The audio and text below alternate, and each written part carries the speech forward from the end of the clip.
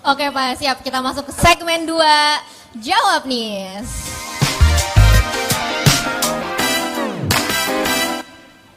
Oke Pak, pertanyaan nih Pak.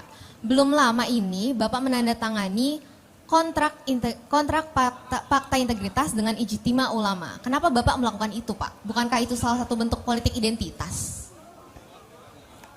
Jadi di dalam proses politik sejak kami bertugas di Jakarta dulu, ada banyak unsur masyarakat yang memilih untuk mendukung. Jadi mereka mengatakan kami akan mendukung, tapi kami meminta Anda melakukan A, B, C, D, F, G. Jadi kami punya kontrak politik dengan warga macam-macam. Dari mulai warga Tanah Merah, kemudian warga banyak sekali, termasuk jaringan rakyat miskin kota untuk penataan kampung-kampung kumuh. Jadi ini bukan pertama kali. Ada dukungan dan dukungan itu meminta kita melakukan A, B, C, D, F, G. Dan teman-teman bisa lihat, ketika kita mendapatkan dukungan dari Ijtima Ulama, mereka memiliki 13 poin. 13 poin itu bisa dibaca oleh siapa saja, semuanya tahu. Dan isinya adalah untuk kemajuan bangsa dan negara. Kami siap untuk melakukan yang sama dengan kelompok manapun selama itu sejalan dengan prinsip Pancasila, Undang-Undang Dasar 45, dan untuk kemaslahatan bagi seluruh masyarakat. Nah, ini kemudian menjadi ikatan. Di satu sisi ada tanggung jawab mendukung, di sisi lain kalau nanti amanah diberikan, kami punya tanggung jawab untuk melaksanakan yang menjadi komitmen. Ini adalah praktek modern. Kenapa? Karena kalau yang primitif pakainya rupiah. Betul tidak?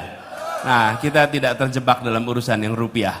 Kita kerjakan prinsip modern di mana amanat itu dijalankan untuk kepentingan-kepentingan publik. Jadi kami terbuka. Kalau ada yang mau mendukung dengan meminta untuk kami melakukan ABC dan FG, kita baca sama-sama. Bila itu sejalan dengan prinsip Pancasila, prinsip Undang-Undang Dasar 45, dan prinsip adil makmur untuk semua, maka yuk kita bersama-sama bergerak untuk perubahan. Oke Pak, saya sebenarnya mau muji jawaban Bapak, tapi ini acaranya desak Anies Pak, bukan dukung Anies. Mau apa tadi rencananya? Mau muji Bapak. Oh muji, boleh aja, nggak apa-apa. Gak mau Pak.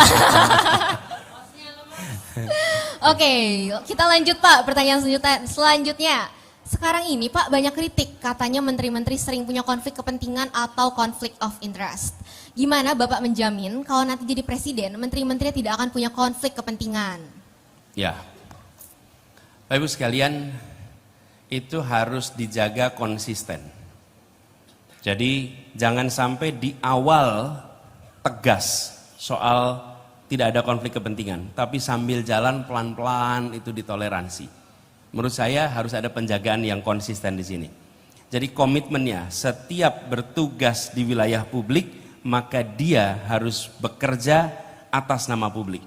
Dan itu ditegaskan. Teman-teman sekalian, begitu seseorang disumpah memegang jabatannya, maka ucapannya, tindakannya, tanda tangannya itu atas nama negara. Bukan lagi atas nama pribadi. Karena itu dia tidak boleh lagi bekerja untuk kepentingan dirinya, kepentingan pribadi. Karena dia sudah sumpah. Dan tidak ada sumpah itu mengatakan hanya bekerja jam 8 pagi sampai jam 5 sore. Tidak ada. Itu 24 jam selama durasi dia bertugas.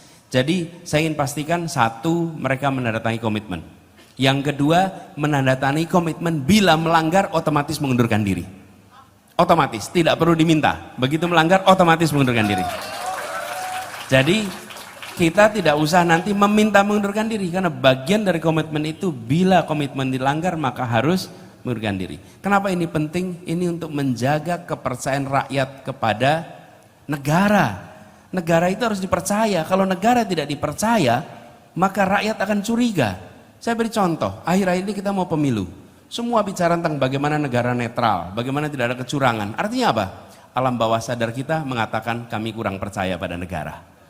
Karena itu kami curiga. Dulu-dulu kan gak pernah ada. Ini tidak boleh. Negara harus mengembalikan kepercayaan, karena pilar dalam demokrasi adalah kepercayaan rakyat kepada negara. Dan itu dibuat dari mana? Dari yang paling puncak harus menjaga kepercayaan itu. Berarti kepalanya ya Pak kalau puncak Pak? Kenapa? Berarti kepalanya ya, dari atas gitu ya? Ya, memang kepala itu mulainya.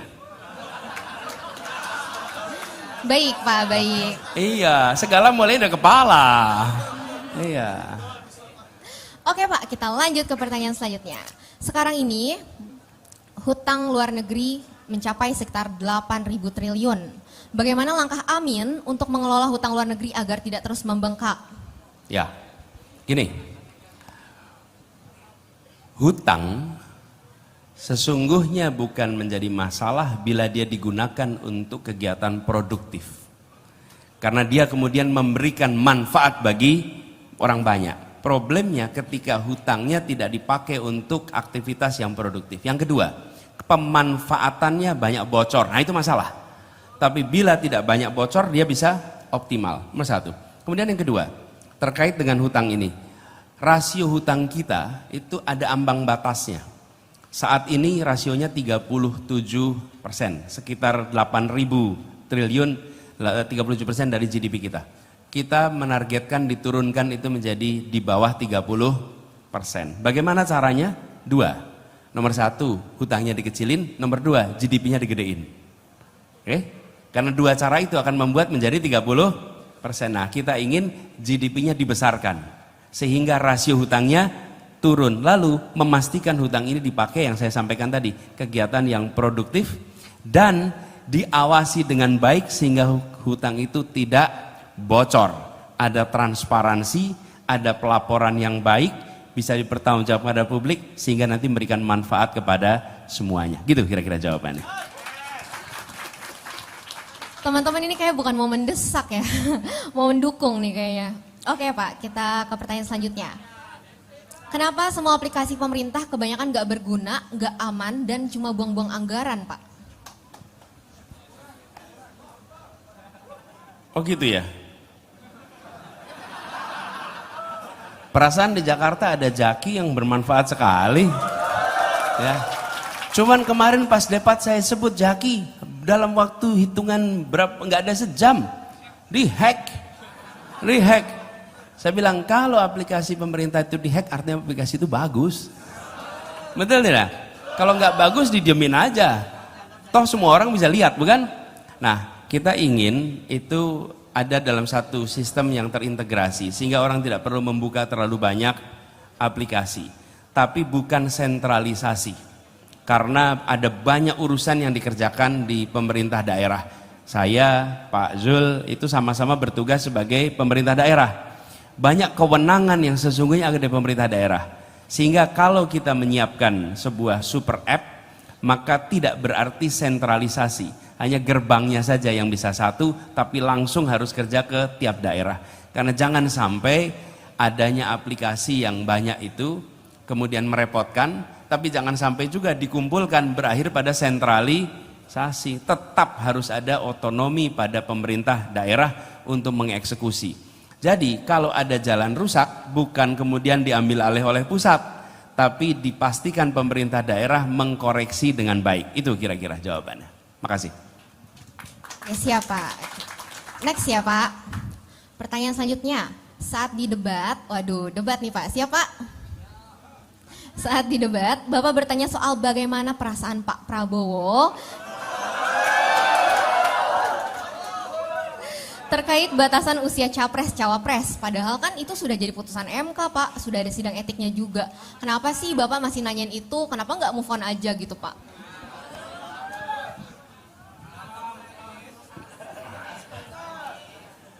Ini terdesak ini. Gini, saya ada bekas ketua MK di sini. Boleh ya, saya minta ketua MK aja jawab ya. Boleh ya. Pak Zul, di sini Pak Zul. Ayo ke Pak Zul, Pak Hamdan. Sini.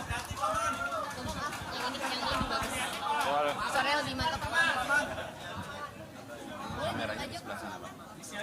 Oh, sana ya. Nah, ini aja.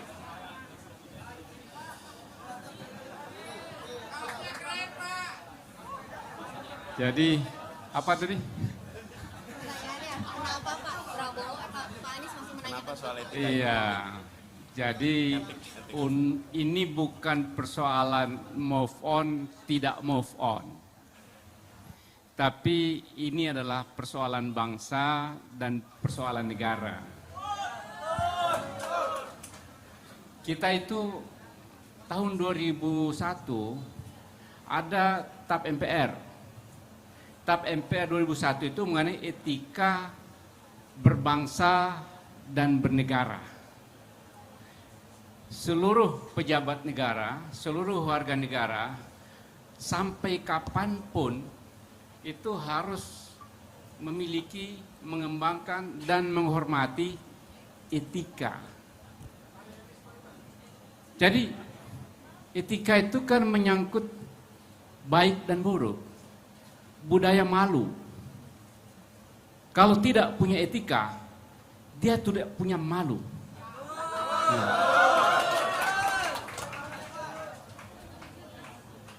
Kalau di Jepang itu, kalau budaya malunya terganggu, harakiri dia. Kalau orang Bugis Makassar, budaya siri. Siri Mapache, ini ada lagi nih.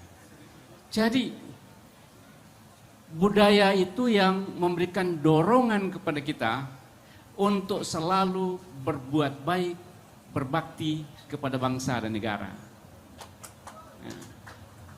Jadi, etika harus menjadi pedoman dalam berperilaku, bukan saja hukum. Jadi kalau saya bahas tentang putusan pengadilan itu harus ada 3 dasarnya. Hukumnya benar, etiknya benar, penerimaan sosialnya benar. Legitimasi hukum, legitimasi etik, legitimasi sosial. Itulah hukum yang benar-benar bagus. Kalau hilang salah satunya, maka hukum itu pincang. Yang kemarin itu ya jadi pincang. Karena itu, ini luar biasa nih. Kalau ada pelanggaran etik berat dalam suatu pengadilan, dalam suatu putusan pengadilan, ya, menurut undang-undang ini, undang-undang kekuasaan kehakiman, ya, itu putusan itu harus dianggap tidak sah karena kehilangan landasan etiknya dan harus diproses ulang. Ya.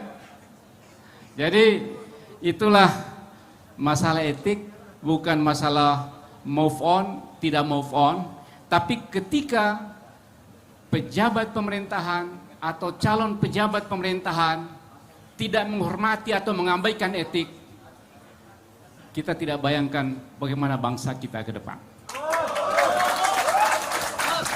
Terima kasih. Jadi tadi Pak Hamdan kalau saya bagi garis 3, dia harus benar secara hukum, benar secara etik, dan diterima secara sosial. Jadi kalau yang peristiwa itu dari 3 ini bagaimana, Pak Hamdan?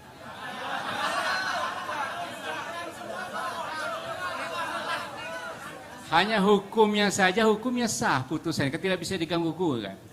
Tapi karena etiknya tidak terpenuhi, penolakan sosial terjadi hanya 1. Jadi bayangkan, kalau ada 3 kakinya, tinggal 1. Kepotong 2, runtuhlah negara hukum. Ini, runtuh negara hukum. Hukum bisa ditekuk, ya. Hukumnya benar, tapi etikanya ada. Bisa terjadi, dan itu sering terjadi. Hukumnya benar, etikanya tidak ada, itu runtuh negara hukum. Jadi hukum itu bukan saja yang tertulis, bukan saja kata-kata, tapi ada yang lebih dasar, yang lebih dalam dari situ, yaitu etik. Karena etik yang membuat hukum itu memiliki kekuatan. Tanpa etik, hukum itu bisa lumpuh. Siap. Ini yang ngomong mantan ketua MK nih, ya, bukan ya soheh ya, soheh. Dan sekarang bawa Pak Hamdan, ini Prof Hamdan ini tulisannya ini negara hukum bukan negara kekuasaan. Mungkin balik Ban, biar saya bisa lihat Pak Hamdan. Biar saya bisa lihat. Nah tuh, ya.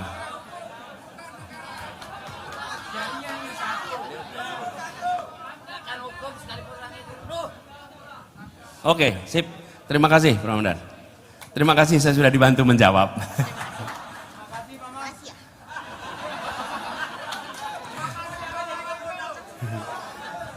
Pengen jadi calon ya?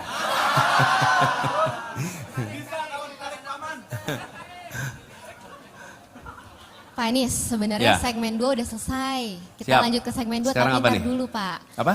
Tapi kita tahan dulu. Saya boleh ngundang Katia ke depan? Boleh ya teman-teman Iya. ya? Kita undang kamu Tiara Baswedan. Tepuk tangan yang meriah.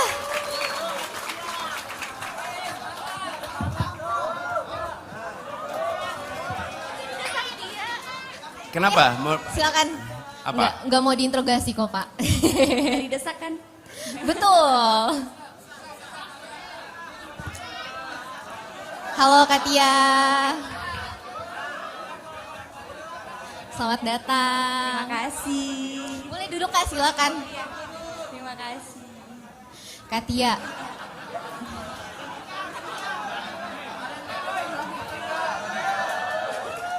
Wah Katia banyak nih fansnya. Tapi ini pertama kali Kak datang ke NTB? Sebelumnya pernah. Oh. Untuk beberapa kali liburan ya Bah waktu itu. Oke, aku mau tanya nih Kak, beberapa pertanyaan aja sih. Beban gak sih Kak jadi anak capres atau malah enak karena bisa menikmati ragam privilege? Sebenarnya kan sekarang Abah ini capres ya, bukan pejabat juga. Dan ketika Abah menjabat pun, aku tetap harus melewati proses-proses seperti teman-teman lainnya. Contohnya, waktu itu daftar kuliah ya Bah, udah agak pede dapat undangan.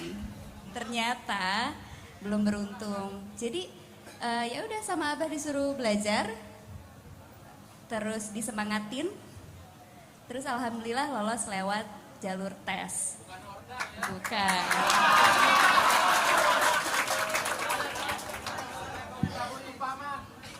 Cuman saya cerita sedikit. Pada waktu dia nggak lolos, itu apa namanya? Apa namanya istilahnya? SNMPTN waktu itu. SNMPTN.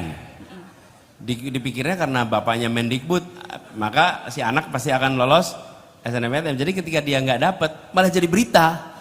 Beritanya adalah nggak diterima dan dia pulang ke rumah itu, kenapa nggak lulus jadi omongan semua orang? Katanya. Lulus Jadi- salah, nggak lulus salah. Tapi dia bilang udah daftar aja, mudah-mudahan lulus. Jadi kita juga ikut doain. Yang penting dia tidak memanfaatkan ordalnya untuk dapat kesempatan.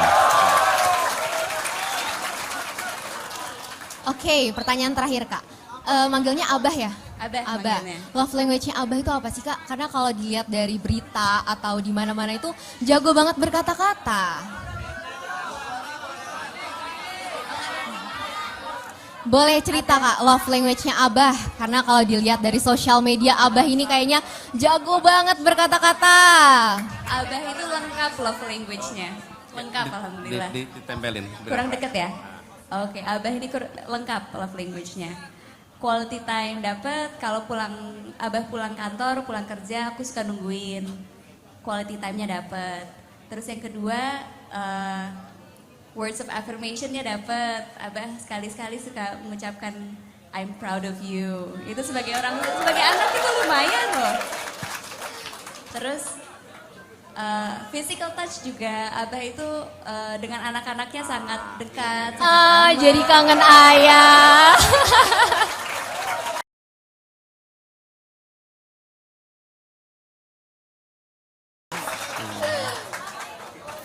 Dan juga kalau Abah lagi jalan-jalan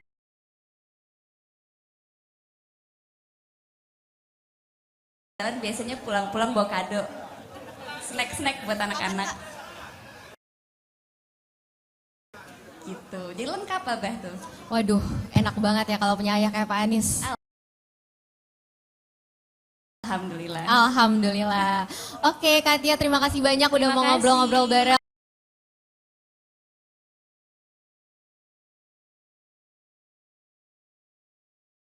Sehat selalu Katia. Terima kasih. Thank you. Terima kasih.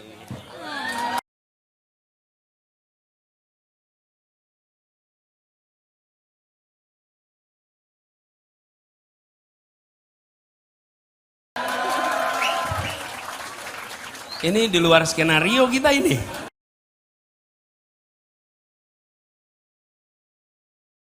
Tapi emang nggak punya Desak skenario ya. sih. Pokoknya kalau datang ke acara desak itu,